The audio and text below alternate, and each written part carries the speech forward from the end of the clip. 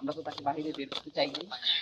তিনিও কখনোই জনতার সম্মুখে আসতে চান না, কারণ শহীদ ওসমান হাদি তাকে কখনোই জনতার সামনে আনেননি।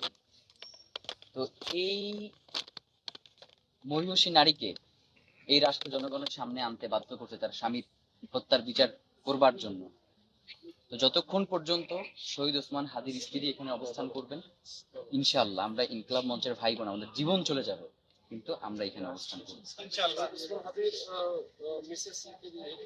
আচ্ছা, এই পাশেই বসে আছে। আচ্ছা আচ্ছা, না না, এখন উনি কি মানে এই আশ্বাসটা নিতে চান? জি, আমরা গত এক সপ্তাহ ধরে ডক্টর মোহাম্মদ ইউনূসের সাথে যোগাযোগ করার যতগুলো মাধ্যম আছে আমরা যোগাযোগ করবার চেষ্টা করেছি।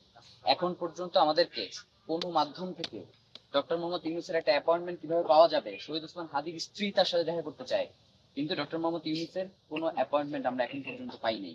আমরা সংবাদ